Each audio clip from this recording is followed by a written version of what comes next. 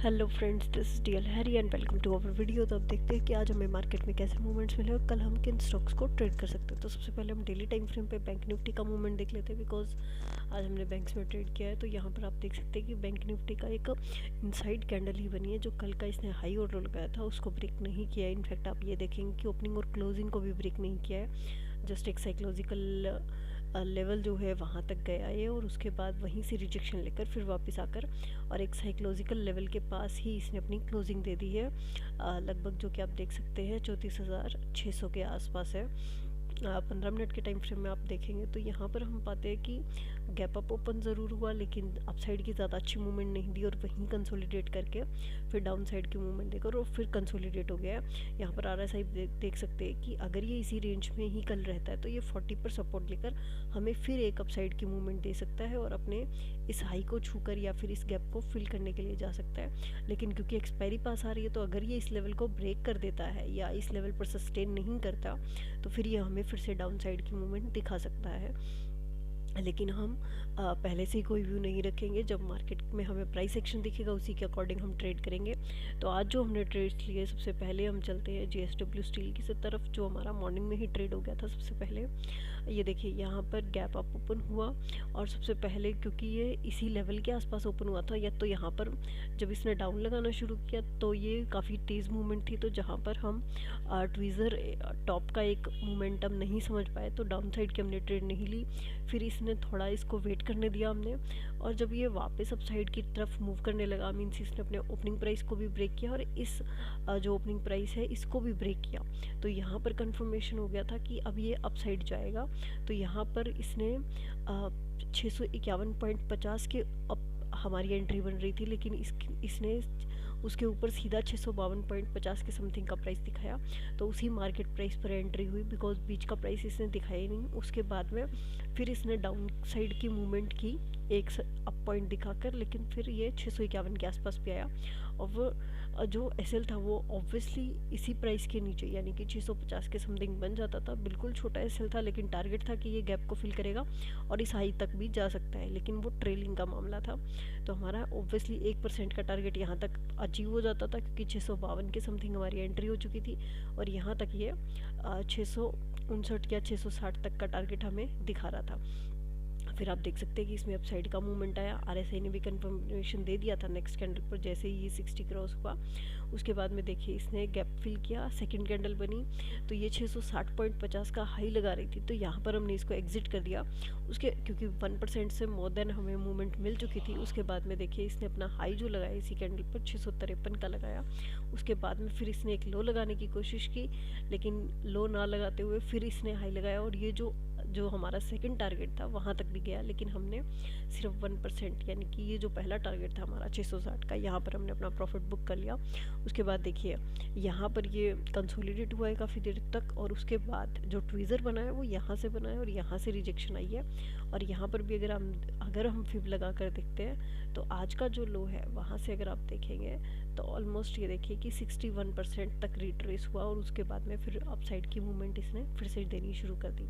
तो ये हमारी काफ़ी अच्छी ट्रेड रही। उसके बाद में जो ICICI बैंक का हमारा एनालाइज था कि ये गैप अप ओपन हुआ, यहाँ पर आप देख सकते हैं कि अगर ये यहीं से रिजेक्शन लेता पहली कैंडल में तो ये डाउन साइड आ जाता, मीन्स ट्वीज़र सेम जैसा पैटर्न हमें JSW स्टील में मिल रहा था वैसा ही पैटर्न हमें देखने को मिलता। तो यहाँ पर ऐसा नहीं हुआ और इसने अपसाइड की जैसे ही मूवमेंट दी तो ये भी अपने हाई को क्रॉस करते ही यहाँ भी इसमें एंट्री बन गई और ये भी गैप फिलिंग के लिए गया।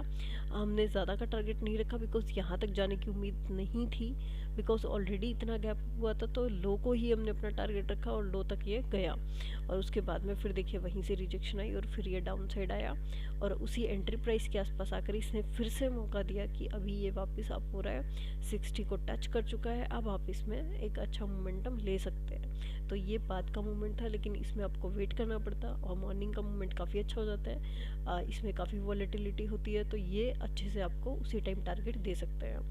HDFC में एक छोटा ऐसे लिया जो कि लॉजिकल भी नहीं था और इसको लेना भी नहीं बन रहा था, जस्ट बिकॉज कैंडल पैटर्न जो बन रहा था उसके हिसाब से ले लिया था।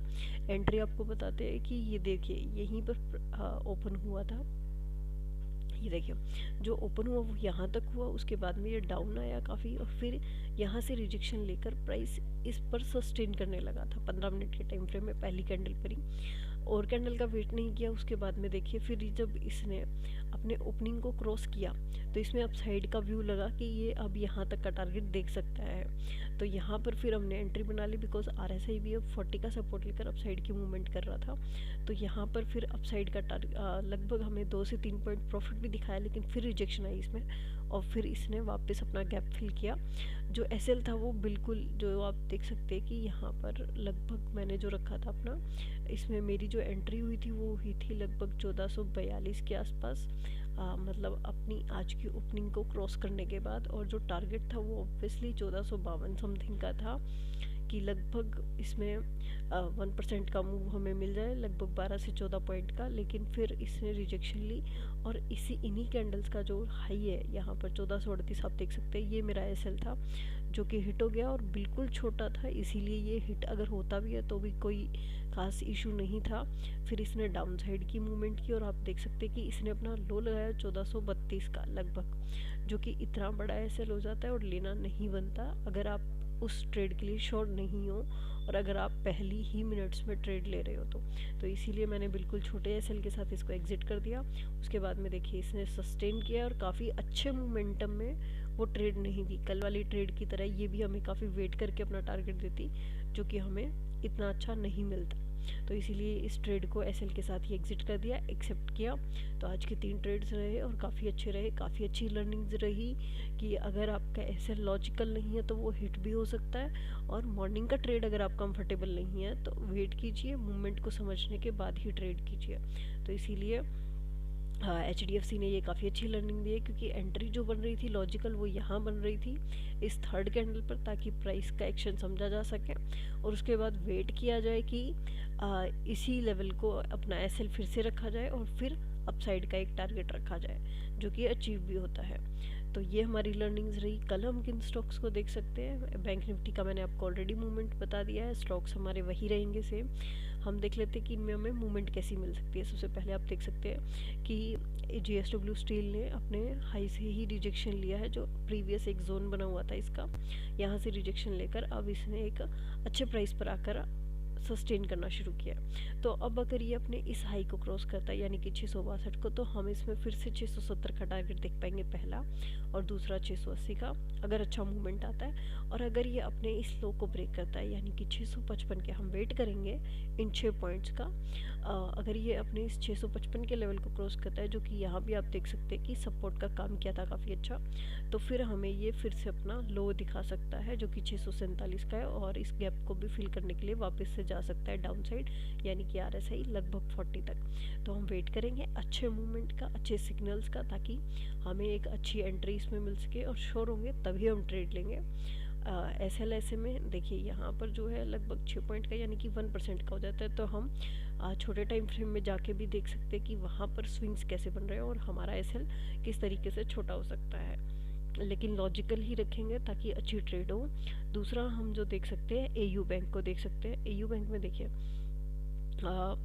लगभग ये अपसाइड का ही रहा आज, इसमें भी स्टडी एक्यूरेट रही लेकिन ट्रेड नहीं किया बिकॉज 1000 के ऊपर इसने सस्टेन करना शुरू कर दिया था। प्राइस को ये ऑलरेडी चेक कर चुका था। 1010 को जैसे ही इसने क्रॉस किया, ये पहले 1020 का टारगेट था और फिर 1030 का, उसके ये 2 टारगेट्स अचीव होते हैं, उसके बाद में इसको ट्रेल करने का टारगेट बनता है, जो कि काफ़ी अच्छी मूवमेंट रही। तो अब यहाँ पर अगर ये इसी जोन में ओपन हो जाता है यानी कि 1033 को जैसे ही डाउन साइड क्रॉस करता है, हमारा पहला टारगेट रहेगा 1020 के समथिंग का, क्योंकि ये यहाँ पर भी लेवल आ जाता है एक रेजिस्टेंस का और यहाँ पर सपोर्ट का। तो ये डाउन साइड इतना आ सकता है, हो सकता है ये अपने साइकोलॉजिकल लेवल पर भी चला जाए, लेकिन पहला हमारा टारगेट 1020 का रहेगा 1033 को क्रॉस करते ही। और अगर ये अप साइड में 1040 को क्रॉस कर देता है तो फिर से हम इसमें मूवमेंट जो देख पाएंगे 1060 की देख पाएंगे। तो वेट करेंगे कि कब हमें इसमें अच्छे टारगेट्स मिलते हैं। तो फिलहाल के लिए 2 स्टॉक थे, इसके अलावा बाकी बैंक्स को भी देखा जा सकता है कि कौन सा बैंक निफ्टी को अच्छी मूवमेंट दे रहा है कल, उसी के अकॉर्डिंग उसी बैंक को लेकर हम उसमें ट्रेड करने की कोशिश करेंगे। वो एक्सिस बैंक, HDFC या ICICI बैंक हो सकता है। तो कल जैसे ही हम ट्रेड करेंगे, कल की वीडियो में फिर हम अपनी लर्निंग्स और अपने ट्रेड शेयर करेंगे। आज के लिए इतना ही। Thank you so much friend, मिलते हैं कल नेक्स्ट वीडियो में। Till then thank you and good night.